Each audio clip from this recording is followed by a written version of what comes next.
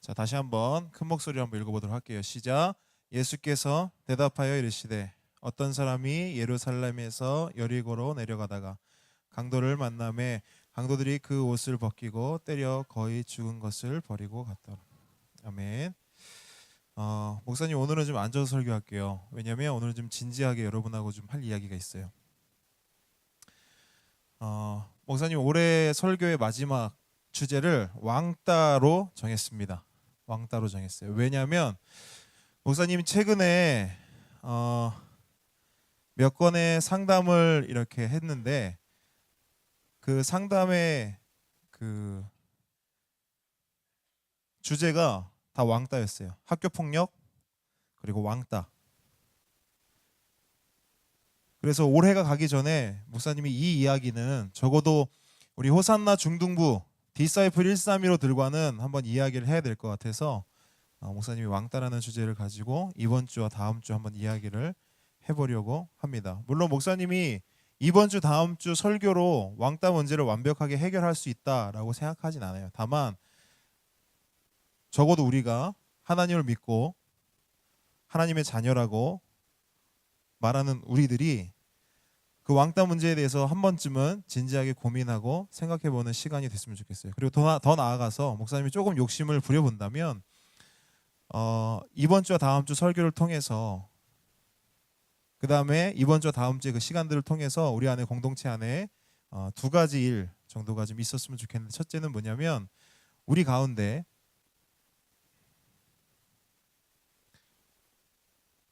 분명히 있을 건데 왕따를 가해하는 친구가 우리 안에 있을 거예요. 그런 친구가 있다면 목사님이 예수님의 이름으로 권면합니다. 여러분 그 행동을, 그 짓을 멈춰주세요. 누군가 여러분에게 이런 말을 해줬는지 모르겠어요. 한 번쯤 여러분 이런 말을 들어본 적이 있는지 모르겠지만 왕따는 죄입니다.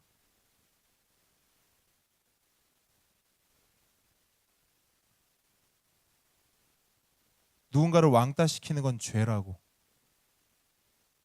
명명백백하게 굉장히 악한 행동이에요. 어떤 친구는 이렇게 얘기하더라고. 목사님 그거 그렇게 심각한 거 아니고요. 그냥 조금 장난친 거예요.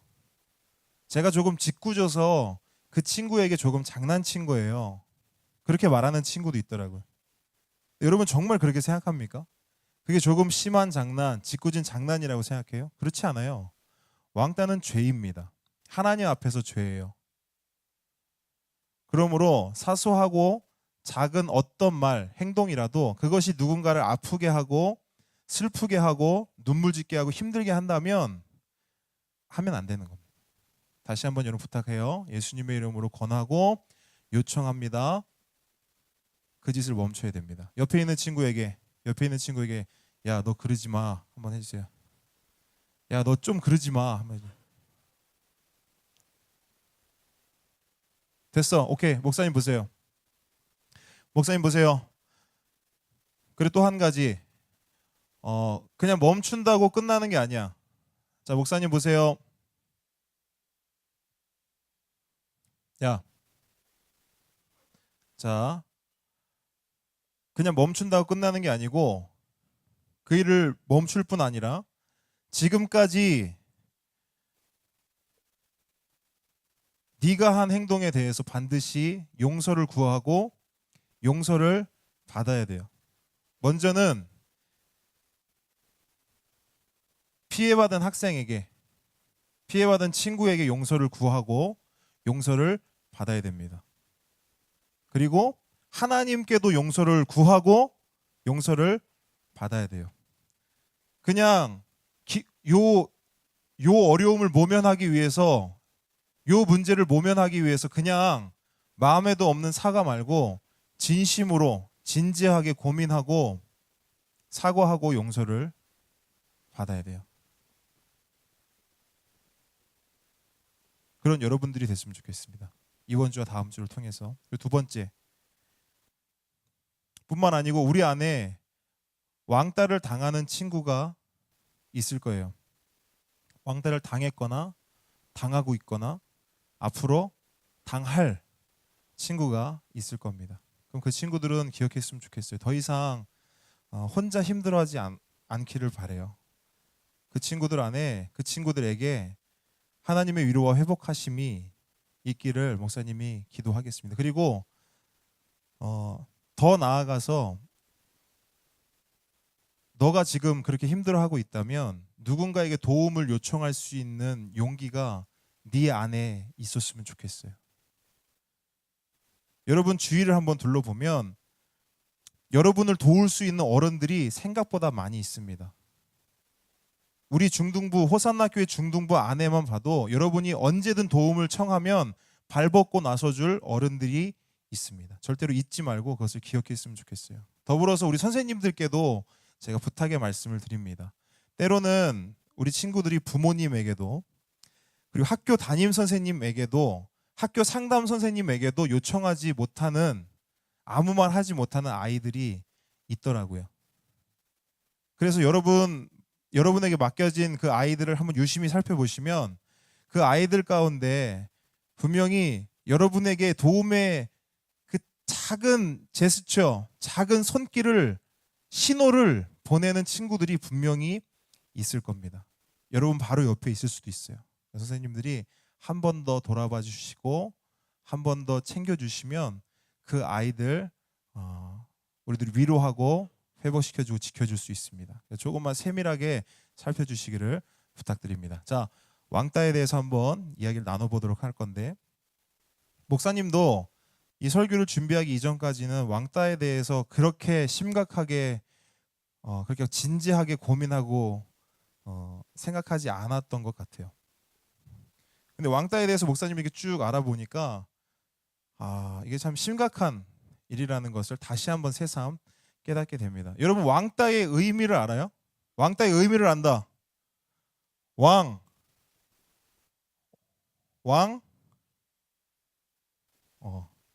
1990년대 여러분 몇 살이었어? 몰라요. 없었어. 존재하지 않아. 1990년대 중반, 정확히 말하면 1995년도 당시에 매우, 진짜, 엄청이라는 의미로 단어 앞에 왕, 뭐뭐 이렇게 붙이는 게 유행이었어요. 그래서 뭐라 했냐면 뭘 먹어, 음식을 막 먹어. 그러면 우와, 왕 맛있어. 그러면 진짜 맛있는 거야. 그리고 막 기분이 되게 좋아. 왕 좋아, 왕 좋다. 그치, 이상하긴 한데, 그치? 그리고 어떤 일을 되게 못해. 초보야. 그럼 무슨 초보? 왕초보. 그때 다 나온 말이거든. 그때 1990년대 중반. 우리 선생님들은 다 아실 거야. 한참 썼거든. 그래서 라면도 막 왕뚜껑 막 이런 거 막 나오고 했었단 말이야. 근데 20년이 지난 지금은 왕 대신 뭘 써요? 그렇지. 너네는 개를 써. 아주 나빠. 아주. 너네는 개라는 말 써. 맛있어. 그럼 뭐 어떻게 맛있어? 개 맛있어. 그리고 또 좋아. 완전 좋아. 오, 개 좋아. 그리고 완전 못해. 완전 초보야. 그럼 뭐야? 헐, 개 초보. 막 이러고, 그지? 아주 나빠. 개가 왜 붙었는지 모르겠어. 왕에서 개로 변했어. 어쨌든 왕따라는 단어는 그럼 뭘까? 따돌림을 당하는데 완전 많이 따돌림을 당하는 사람은 왕따돌림 줄여서 왕따라고 불렀던 거예요. 그래서 엄청나게 따돌림을 당한다라는 의미로 사용된 은어였어. 은어. 그냥 사람들이 장난처럼 줄여서 사용하는 말이었단 말이에요. 그런데 20년이 지나는 동안에 이 왕따 현상이 심각한 사회의 문제가 됐어요. 그러면서 사전에도 이 왕따라는 단어가 공식적으로 올라가게 됩니다. 그래서 왕따를 찾아보면 엄청나게 따돌림을 당하는 상황, 그리고 당하는 그 사람을 의미한다고 사전이 정의하고 있습니다. 그러면 여러분 어떤 식으로 왕따를 할까요? 우리 선생님들은 좀 생소할 수 있어요. 물론 선생님들이 학교 다니실 때도 왕따라는 말은 없었다 할지라도 그런 행위들이 존재하긴 했지만 최근에 우리 아이들은 어떤 행태로 아이들을 왕따하는가? 먼저는 신체적인 모습을 가지고 비하합니다. PPT 주세요. PPT. 그리고 감정적 혹은 정신적 혹은 신체적 장애를 이유로 비하해요. 그리고 계속해서 때리거나 밀치는 행동을 합니다. 그것도 안 되면 거짓 소문을 퍼뜨리기 시작하거나 그것을 반복합니다. 또한 성적인 장면을 연상시키거나 모욕을 주는 말을 합니다. 깜짝 놀래켜서 위협하거나 당황하게 만드는 몸짓을 취하기도 하고요. 외톨이로 만들거나 말이나 행동을 못하게 합니다. 강압적으로 돈이나 개인 소유물을 요구하고요. 성적 행위를 강요하기도 합니다. 그리고 중상모략하고 경멸하는 등 감정적으로 위협을 가합니다. 대략적으로 말하면 이렇고요. 좀 더 구체적으로 살펴보면 이렇게 돼요. 크게 세 가지로 나눌 수 있어요. 신체적 괴롭힘, 주먹질하기, 발로 차기, 침 뱉기, 지우개 던지기, 연필이나 볼펜으로 찌르기, 무릎 꿇게 하기, 돌아가면서 때리기, 옷에 낙서하기, 옷 찢기, 피해 학생의 물건이나 신체를 툭툭 건드리거나 치고 지나가기 등등등 가장 대표적인 행동들입니다. 여러분 한번 잘 보세요. 여러분들 중에 내가 했던 행동이다. 그런 거 있으면 잘 체크해봐. 언어적 괴롭힘이 있습니다. 그 다음에 욕하기, 싫어하는 별명 부르거나 말로 놀리기, 빈정거리기, 면박이나 핀잔 주기, 휴대폰 문자로 욕이나 비난하기, 카톡에 들어오게 해놓고 무시하거나 욕설하기. 그리고 간접적 괴롭힘도 있어요. 나쁜 소문 내기, 눈 흘기기, 째려보기, 빙 둘러서 다니기, 위협적인 몸짓하기, 도시락 같이 안 먹기, 급식 같이 안 먹기, 같이 놀지 않기, 물건 감추기, 전혀 말을 걸지 않거나 상대하지 않기, 사사건건 시비를 걸고 약을 올리기, 물어봐도 대답하지 않고 쳐다보지도 않기, 과잉 친절로 불안하게 하기. 과잉 친절로 불안하게 하는 게 뭐야? 그런 거 경험 안 해봤어?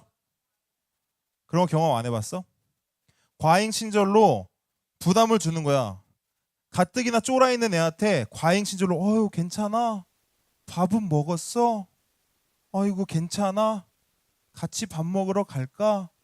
가뜩이나 쫄아 있고 위축돼 있는 아이를 더 힘들고 긴장되게 만드는 행위가 과잉 친절로 불안하게 만드는 거예요. 이 중에서 우리가 살펴봤던 이 중에서 여러분 언어적 괴롭힘은 남학생 여학생이 같이 공용으로 사용하고 남학생은 특히 신체적 괴롭힘을 많이 하고 여학생은 뭘 할까? 간접적 괴롭힘.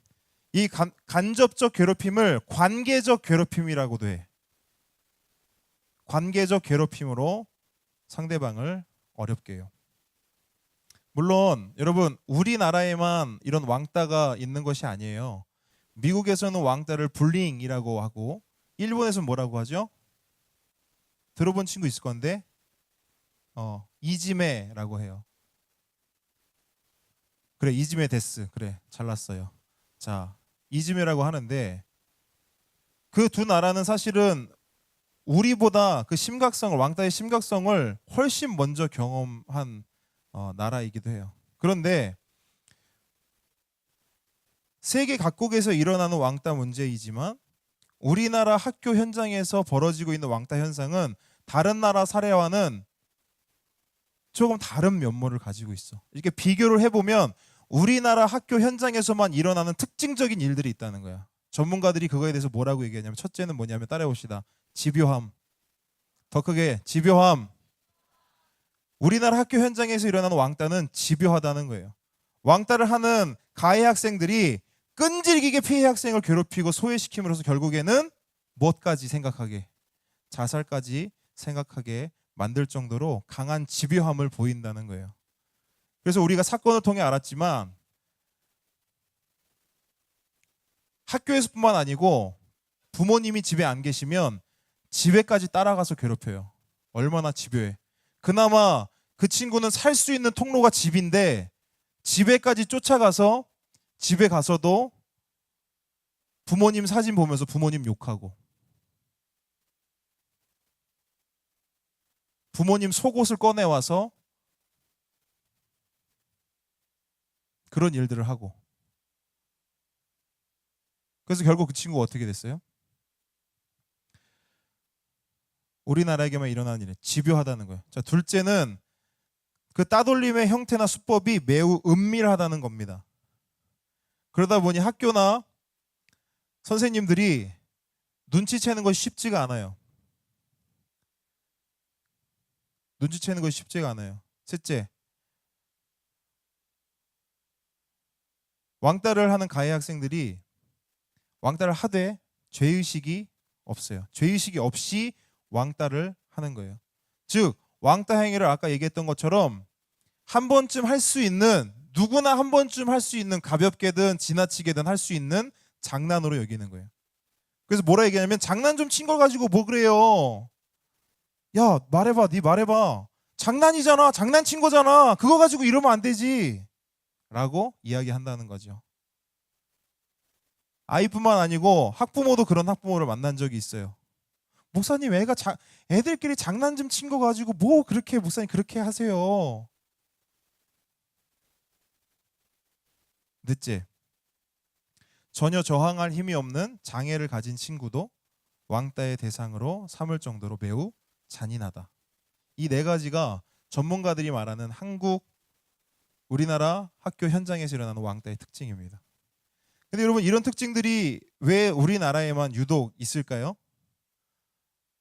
어떤 어른들은 이 모든 것을 싸잡아서 게임이나 스마트폰 탓을 하는 분들도 있어요. 그런데 저는 그거에 100% 동감할 수는 없어요. 물론 그거에 영향도 있지만 100% 그것 때문이다라고 설명하기에는 어려움이 있어요. 왜냐하면 예전에는 스마트폰이나 게임 대신 그 자리에 뭐가 있었냐면 TV가 있었고요, 만화책이 있었고요, 음악이나 영화가 그 자리를 차지하고 있었어요. 그것 때문에 우리 아이들이 이렇게 되었다. 근데 지금은 그 자리를 게임과 스마트폰이 차지하고 있는 거죠.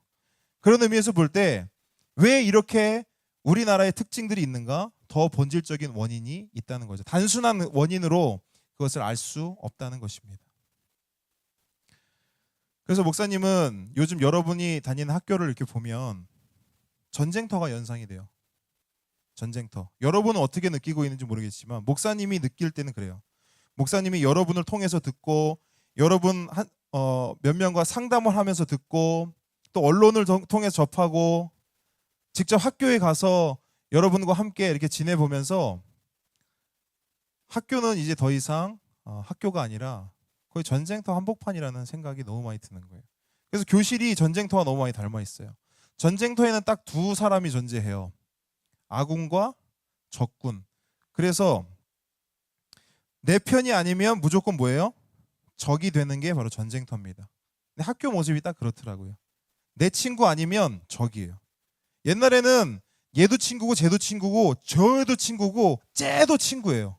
근데 지금은 내 친구 아니면 적이에요. 그리고 오늘의 친구였지만 내일은 뭐가 돼요? 또 적이 돼요. 그 일들이 매일매일 교실 안에서 일어나는 거예요. 그래서 목사님은 생각해요. 우리 친구들이 학교에 가는 게 공부하는 것 때문에 힘든 게 아니고, 공부하는 것 때문에 스트레스 받는 게 아니고, 물론 그것도 힘들고 스트레스 받겠지만 그보다 먼저 더 기본적으로 잠재되어 있는 스트레스와 힘듦이, 어려움이 뭐냐? 바로 관계예요. 매일 학교에 가서 그걸 해야 되는 거예요.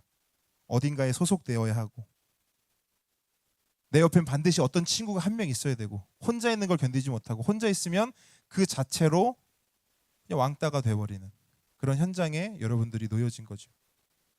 근데 여러분, 그 와중에 그렇게 매일매일 교실 안에서 전쟁이 일어나는 와중에 그 전쟁의 희생양이 되어서 왕따를 당하는 친구들이 존재한다는 거예요. 약육강식. 전쟁터에서는 약육강식이 딱 적절해요. 강자만 살아남습니다. 전쟁터는. 전쟁 속의 약자는 죽어가는 거죠. 목사님이 예전 교회 섬길 때 벌써 6년, 7년 전이네요. 한 친구가, 목사님 같이 있었던 고등학생 한 친구가 친하게 지내던 친구들에게 버림을 받고 괴로워하다가 나쁜 선택을 했던 일이 있었어요. 다행히 목숨은 건졌지만 한동안 그 일 때문에 그 친구도 목사님도 어려운 시간을 보냈던 기억이 있습니다. 그래서 그 친구와의 그 일들을 떠올려 보면 지금도 이 자리에서 예배를 멀쩡히 드리고 있지만, 혹은 여기도 못 온 친구들이 있을 거예요. 오고 싶어도 못 온 친구들이 있을 거예요. 그래서 혼자 아파하고 힘들어하고 있는 그런 친구들 생각하면 지금도 목사님 마음이 너무 아픈 거예요. 그렇게 학부모님들의 상담을 받고 상담을 받으면서 또 목사님 예전에 있었던 그 친구 일도 떠오르면서 그리고 여러분의 모습도 떠오르면서 이렇게 말씀을 보는데 오늘 본문 말씀이 목사님 마음에 탁 와닿는 거예요. 그래서 이 말씀으로 여러분들하고 함께 나눠야겠다는 생각이 많았어요. 오늘 우리가 읽은 본문은 우리가 잘 알고 있는 선한 사마리아 사람 이야기예요. 그래서 이 이야기를 가지고 이번 주와 다음 주 두 주에 걸쳐서 이야기를 하기를 원하는데 먼저 오늘은 30절 말씀을 가지고 조금 이야기를 나눠볼까 해요. 30절 다시 한번 목사님이 읽어드릴게요. 예수께서 대답하여 이르시되 어떤 사람이 예루살렘에서 여리고로 내려가다가 강도를 만나매 강도들이 그 옷을 벗기고 때려 거의 죽은 것을 버리고 갔더라. 자, 두 사람이 등장해요. 한 사람은 누굽니까? 어떤 사람이에요. 또 한 사람 누구예요? 강도들이래요. 그런데 목사님이 이 말씀을 읽는데 여기서 어떤 한 사람이 마치 왕따를 당하는 사람으로 목사님에게 느껴졌어요. 강도들은 왕따를 가해하는 사람으로 느껴졌어요. 자, 본문에 등장하는 어떤 한 사람은 누구예요? 그 사람이 남자인지 여자인지 어떤 직업을 가졌는지 성경은 말하고 있지 않아요. 그런데 분명한 것은 뭐예요? 예루살렘에서 여리고로 가고 있는 사람이에요. 열심히 그는 자신의 길을 가고 있었어요. 근데 그가 가는 길이 이 예루살렘에서 여리고로 가는 길이요. 지금으로 치면 27km 정도 되는 길인데 그 길의 대부분은 바위 투성이에 구불구불하고 울퉁불퉁한 아주 위험한 내리막길이었어요.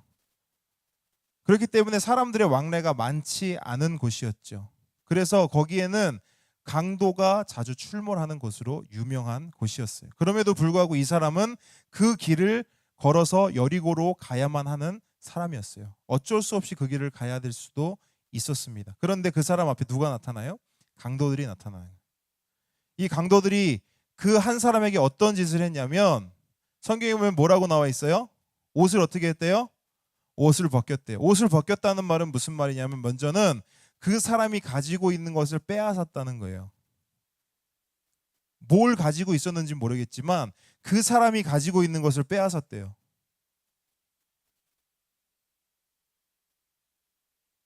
그리고 두 번째, 옷을 벗겼다는 것은 모든 것을 빼앗았다는 의미이기도 하지만 그 사람에게 어떤 감정을 준 거예요? 수치감을 준 거예요. 그 사람을 수치스럽게 만든 거예요. 모든 것을 빼앗습니다. 그 사람을 수치스럽게 만들어요. 그런데 거기서 멈추지 않고요. 어떻게 하죠? 그 사람을 때리기 시작해요. 어느 정도로 때리냐? 죽기 직전까지. 그리고 그 사람을 그렇게 버려두고 가버렸어요. 이 사람을 성경은 뭐라 하냐면 강도라고 말해요. 강도. 지금 이 성경에 등장하는 사람은 강도 짓을 한 겁니다. 여러분 이 강도 짓이 얼마나 잔인한 일이에요? 사람의 물건을 빼앗고요.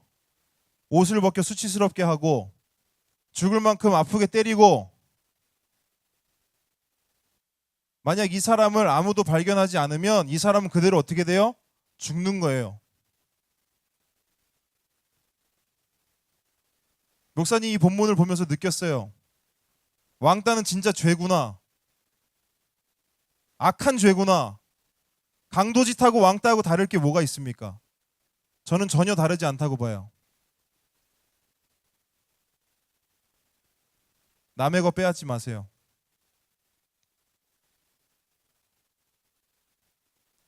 그건 강도짓이야. 다른 사람을 수치스럽게 만들지 마. 그것도 강도짓이야. 다른 사람 때리지 마세요. 몸을 때리든 마음을 때리든 때리지 마세요. 강도짓입니다.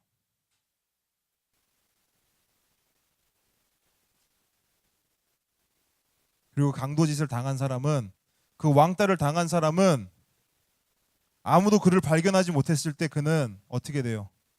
죽게 되는 거예요. 그냥 그렇게 죽는 거예요. 그냥 멀쩡히 살아서 산다고 사는 게 아니에요. 연구 결과에 의하면 학창 시절에 왕따를 당한 사람은 사회에 나가서도 적응할 수가 없어요. 온전한 모습으로 살아갈 수가 없다고.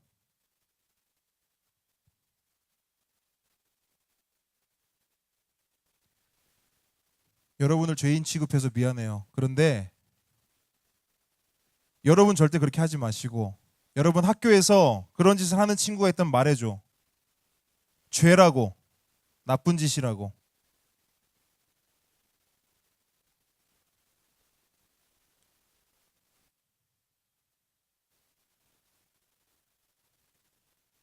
여러분 다시 한번 여러분에게 권면합니다. 요청합니다.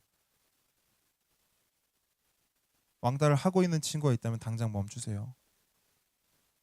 친구들 안에서 우월감에 빠져서 뭔가 그럴듯한 모습을 보여주기 위해서 하는 것이든, 아니면 여러분 안에 있는 분도를 어떻게 절제할 수 없어서 표출하는 것이든, 다른 사람과 다르게 공격적 성향이 있어서 그런 것이든, 그 어떤 것도 이유가 되지 않아요. 당장 멈추기를 요청하고 권면합니다. 혼자 잘 안 되면 목사님을 찾아오세요. 목사님이 도와주겠습니다. 회복할 수 있어요. 지금까지 잘못한 것 용서 구하고 용서 받으면 됩니다. 그리고 앞으로 그렇게 하지 않으면 돼요. 목사님께 도움을 요청하세요. 선생님들께 도움을 요청하세요. 잘 몰라서 그랬다면 돌이키면 됩니다. 늦지 않았어요. 그리고 왕따를 당하고 있는 친구들, 키가 작아서, 때로는 키가 커서, 뚱뚱해서, 말라서, 너무 내성적이어서 여러 가지 이유들로 친구들에게 왕따를 당하고 있다면 여러분 주위에 믿을 만한 어른에게 도움의 손을 내미시기 바랍니다. 목사님에게 손을 내미세요. 마을장 선생님, 수 선생님에게 손을 내미세요. 도와줄 수 있어요. 그리고 무엇보다 여러분의 마음, 여러분의 심정을 잘 아는 분이 있어요. 누구냐면 예수님입니다. 예수님은, 여러분 성경을 잘 보세요. 십자가 사건을 잘 보세요. 예수님은 여러분보다 먼저 왕따 당하신 분이에요. 예수님은 여러분보다 먼저 그 왕따와 폭력 앞에 목숨까지 잃으신 분이에요. 그 예수님이시기 때문에 여러분을, 그 아픔을, 그 눈물을 누구보다 잘 아십니다.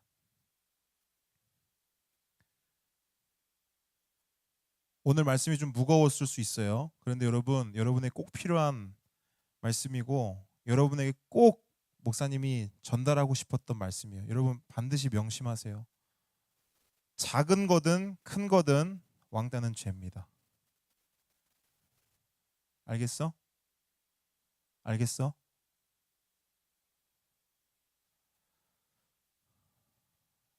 자, 우리 이 시간 기도할 건데 두 손을 모아보세요. 두 손을 모아보세요. 눈을 감고 한번 잘 생각해봐. 아까 그런 행동들, 내가 혹시 지난주에 내가 학교에서 그런 행동하지 않았는가? 내 옆에 있는 짝꿍에게 무심코 했던 말이, 무심코 했던 행동이 그 아이를 아프게 하고 힘들게 하고 눈물 나게 하지 않았는가? 여러분 잘 생각해, 진지하게 고민해 보세요. 만약 그랬다면 그 일이 떠오른다면 주저하지 말고 그 친구를 내일이라도 당장 찾아가서 용서를 구하세요. 미안하다고 말하세요. 미안하다고 말하는 거는 쪽팔린 게 아니야. 잘못했는데도 미안하다고 말 못하는 게 진짜 쪽팔린 거야. 뻔히 잘못한 걸 본인도 알면서도 입 밖으로 미안하다고 사과한다고 말 못하는 게 진짜 바보고 쪼다라고. 내일 당장이라도 너 때문에 힘들어한 친구가 있다면 찾아가서 용서를 구하세요. 그리고 여러분 다음 주에 말씀 나누겠지만 여러분 교실 안에 힘들어하는 친구가 여러분 눈에 보일 거예요. 그러면 그 친구들 그냥 그렇게 두지 마세요. 그렇게 두면 안 돼. 그렇게 두면 그 친구는 죽어요. 죽게 돼요. 제시 함께 조용히 묵상하면서 기도하겠어요.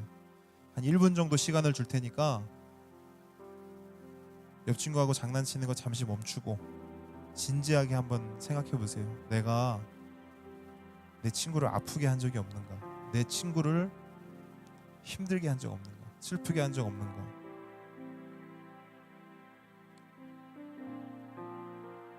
여러분 장난이라고 한 거지만 그 친구는 평생 그게 잊혀지지 않아요. 그리고 어쩌면 여러분도 그것이 잊혀지지 않을 수 있어. 솔직히 목사님도 고백해 볼까요? 목사님도 중학교 때 한 친구를 괴롭혔던 게 아직도 잊혀지지 않아요. 지금도 기도할 때마다 발버둥 치면서 회개하고 고백해. 왜냐하면 지금은 그 친구를 만날 수도 없어. 난 너무 그 친구를 만나고 싶어. 그 친구를 만나서 정말 정중하게 사과하고 싶고 미안하다 하고 말하고 싶어요. 하나님께는 용서를 구했지만 그 친구에게는 용서를 구하지 못했어. 몰랐다고, 내가 잘못했다고, 미안했다고 이야기해주고 싶은데 만날 수가 없어요, 그 친구를. 여러분 더 늦기 전에 사과하세요. 안 그러면 여러분을 평생 쫓아다닐 거예요. 1분 정도 주겠습니다. 기도해 보겠습니다.